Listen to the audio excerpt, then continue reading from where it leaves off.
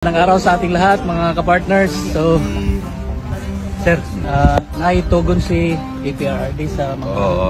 pinapabot niya yung pasasalamat niya sa patuloy niyong suporta sa kanya. At pinapaalam niya sa buong sambayan ng Pilipino na patuloy po raw suportahan ang PDP laban Duterte Senators plus 2. Final niya, in-endorse ngayon sa loob, pinapaalam sa inyo si Kerubin pati si Unasan. And with the emphasis na patuloy suportahan yung matalik niyang kaibigan na si Rodante Marcoleta. Yes po, yes po.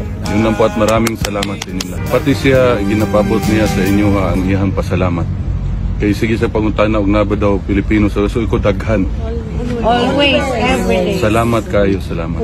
Kung pwede lang may musulod ko, musulod may pwede, magod pwede. At kung pwede lang tamoy pang-itsa diha.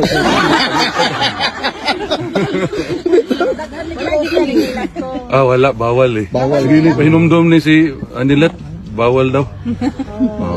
Pero karon lang ko nakabalo nga lami po dig magakot sa gamahan.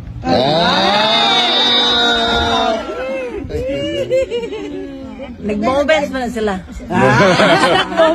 Sir, actually sir, in line with that sir, si VP po sa ingon niya sa naitabo kang former president, the family is much more closer than before.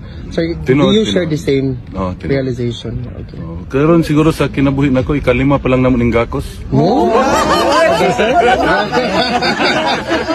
Na-react na sir. Hindi, kaya gani siya, babae mo gusto niya. Mas got among gakos karon. Okay. With feelings ang gakos.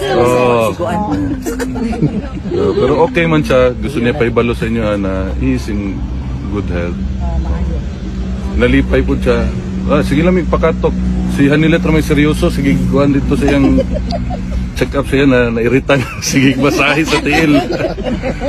Pero okay ra tanan, okay ra tanan. Salamat sa inyong tanan, salamat gikan sa among pamilya. Welcome sir. Wala isa pa yan. Thank you sir. Hanggang sa dulo po sir. Hanggang sa dulo to. Sabi ni Tatay Digong mag-relax kami sir, pero relax kami sa gawas. Pero hanggang sa dulo may diri mag-relax. Ayun yung weather dre oy. Pero painit naman sir.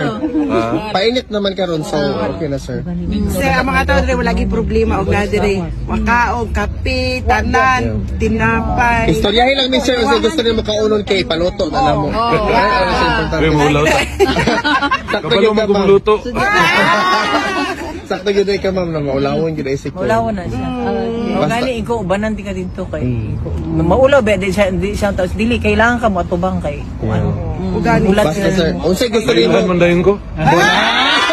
Nagkalo-kalo pa. Kahit anong tago mo, lalabas ang pagkapogi. No?